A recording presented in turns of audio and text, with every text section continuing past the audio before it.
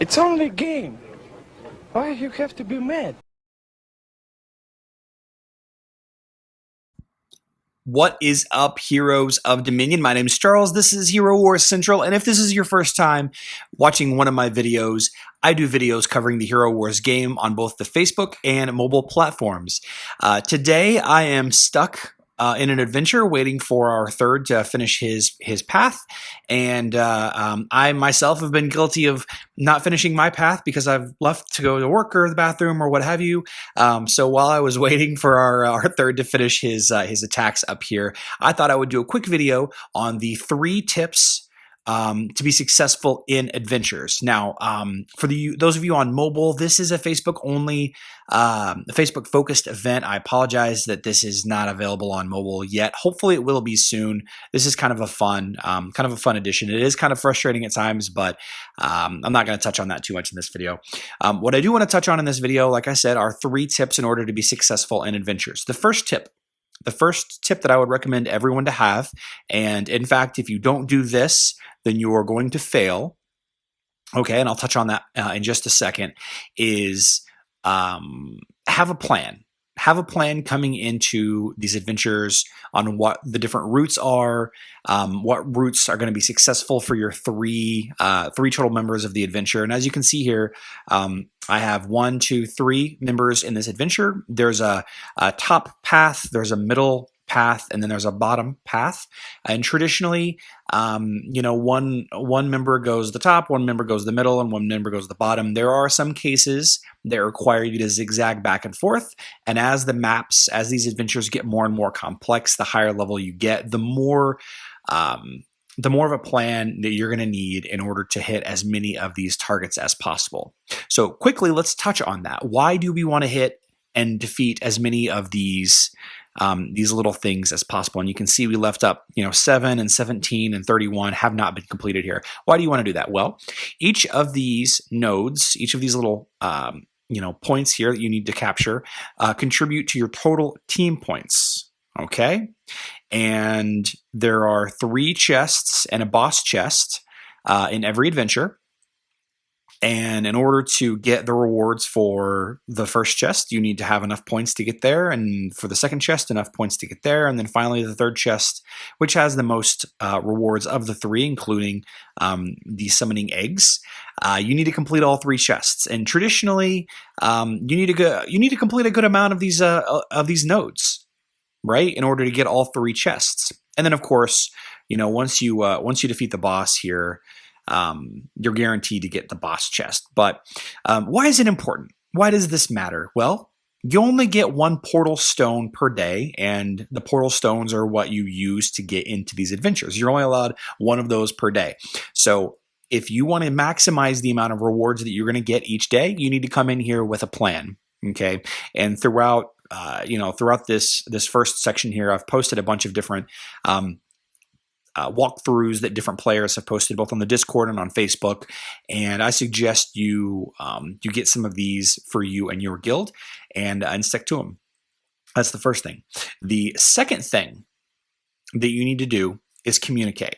Okay, so all 3 of my team here, Motley Crew, Intergoat, and myself, joined in right here at this starting spot. Okay, now if we didn't communicate, I would start going and he would start going and we'd all start going down the same path, right?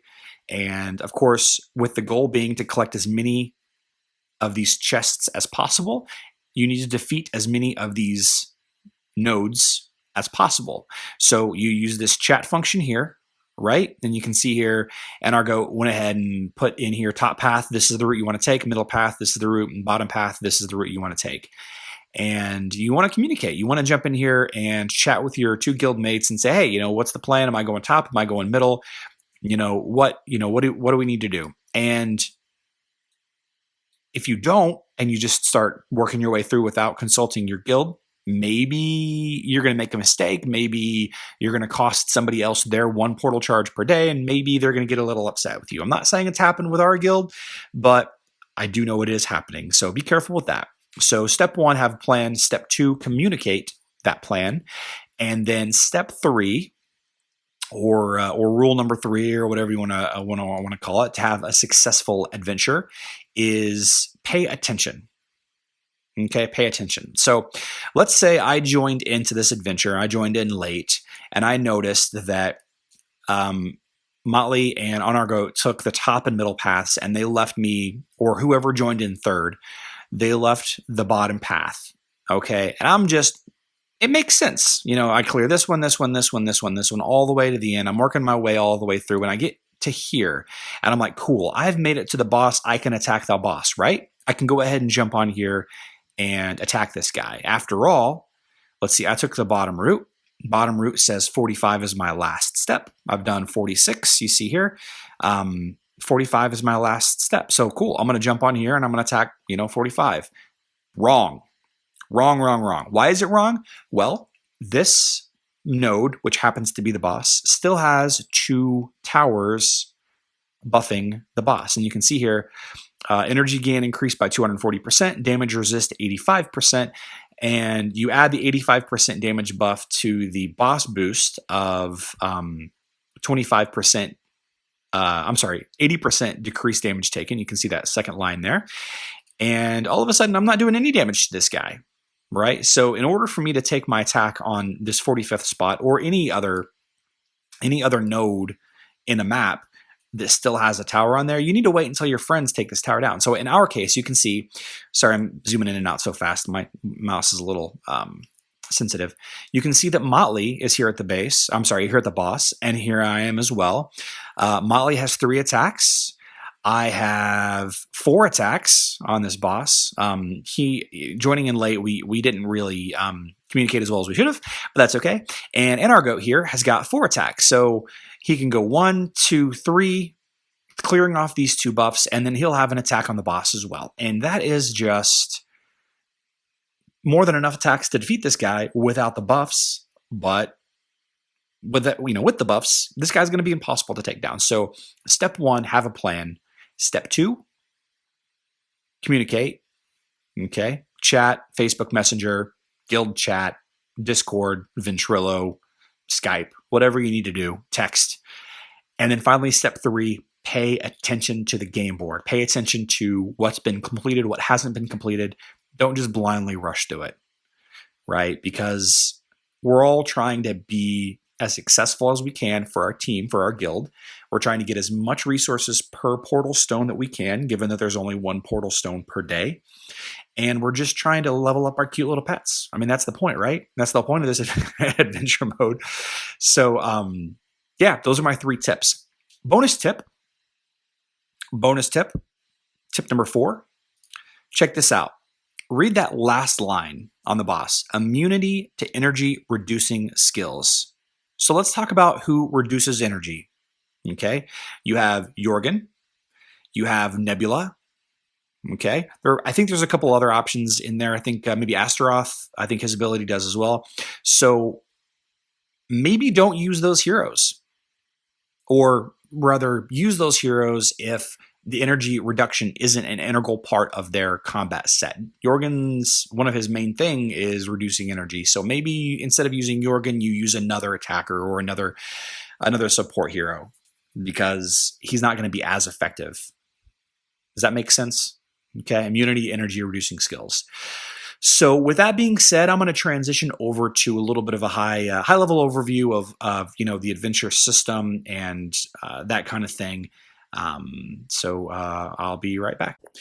So I probably should do this at the beginning of the video instead of at the end, but I felt like it was pretty self-explanatory. But then again, if I didn't cover it, maybe people weren't sure. I don't know. So here it is, regardless. So you have your main lobby here. You go into the guild tab to go up into the sky, and thank you, memory leak. Let me get there. Sanctuary is where the new adventure pet system is located. We have the merchant, we have the adventures itself, we have the pet summoning, and then we have the pets. Now up here, you can see that we have 11 portal charges, and 11 out of 3. So there's a max that you can hold of 3, but I've done some quests to get a little bit more. And you can earn 1 of these per day in your daily quests right here. I've already done it. unfortunately, so I can't show you, but you can earn 1 per day.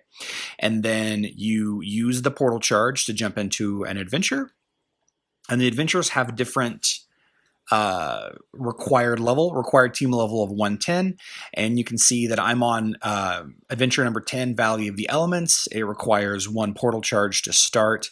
And these are the possible rewards out of the 4 chests that you can get for clearing it fully. Point of note, I can't do Chapter 11, Adventure 11, whatever you want to call it, because I have not cleared Chapter 10. You can't join this adventure yet. Oh wait, maybe it's locked because my team level is at 120. That actually might be why. All right, maybe I should clarify that. You can't join this adventure yet because team level required is 120. So what I think is that I'm having a hard time with this one, and I haven't gotten a group together for my guild that's been able to complete this.